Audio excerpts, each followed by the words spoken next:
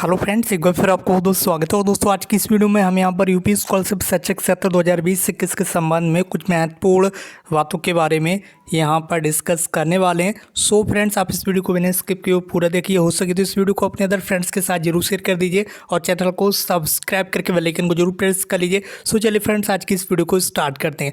दोस्तों काफ़ी ज़्यादा स्टूडेंट्स से यहाँ पर कमेंट्स आते हैं कि पिछले साल यानी कि प्रीवियस ईयर में हमारी जो स्कॉलरशिप थी वो नहीं आ पाई थी और अब हम नया फॉर्म फिल करें या फिर जो पुराना फॉर्म था उसी फॉर्म को रिन्यूअल करें।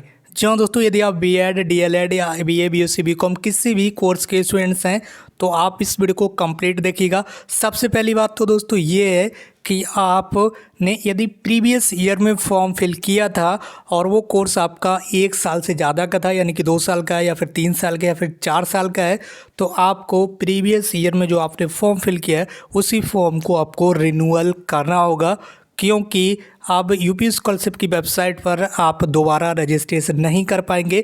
जितने साल का आपका कोर्स है, मान लीजिए पिछले साल आपने बीएड का फॉर्म फिल किया था, ठीक है, मान लीजिए आपने बीएड का फॉर्म फिल किया था, बीएड का कोर्स आपका 2 साल का है, तो पिछले साल 1 साल आपकी कंप्लीट हो गई और अभी 1 साल और बचा हुआ है इस साल का, तो इस साल आप यहाँ पर नया फॉर्म फिल नहीं कर पाएंगे क्योंकि वही रजिस्ट्रेशन आपका इस बार भी मान्य होगा।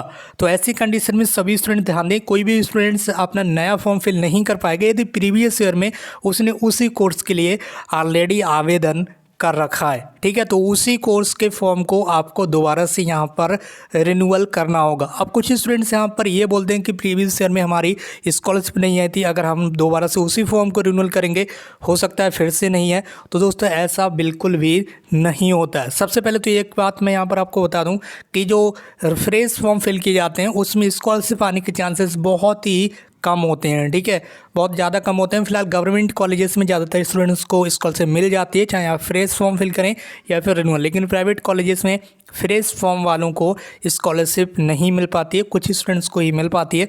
लेकिन जब आप अपने फॉर्म को रिन्यूअल करते हैं तब गवर्नमेंट का ऐसा यहाँ पर रूल्स बने हुए हैं कि जिन स्टूडेंट्स के फॉर्म रिन्यूअल कैटेगरी में होते हैं उनको स्कॉलरशिप पहले प्रोवाइड की जाती है।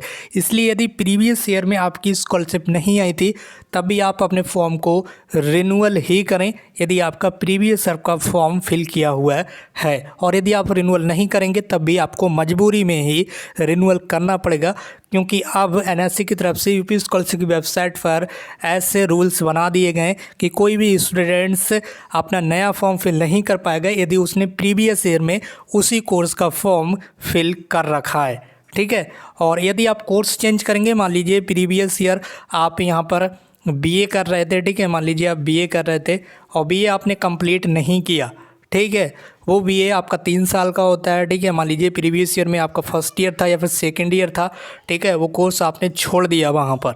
अब आपने 12th के बाद किसी भी अदर कोर्स में, आप इंटरमीडिएट के बाद किसी भी अदर कोर्स में आप एडमिशन ले सकते हैं और आपने 12th के बेस पर किसी दूसरे कोर्स में एडमिशन ले लिया, बीए छोड़ दिया, तो अब आपका कोर्स चेंज हो गया, तब भी आप स्कॉलरशिप का नया फॉर्म नहीं फिल कर पाएंगे। इसकी वजह से काफ़ी स्टूडेंट्स लगातार परेशान हो रहे हैं।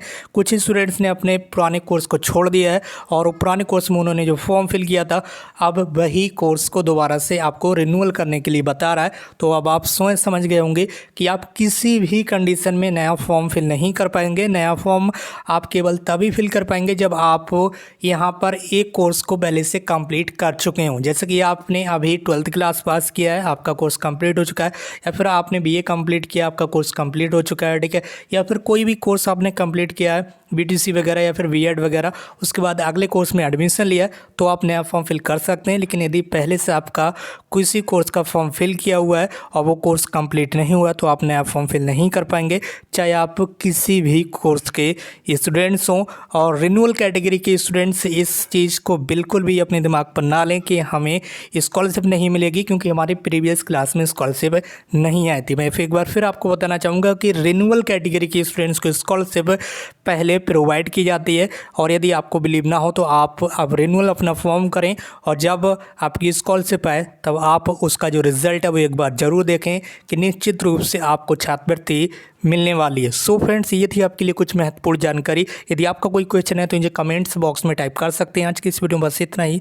मिलते हैं नई वीडियो में एक नई इन्फॉर्मेशन के साथ। Thank you so much for watching this video.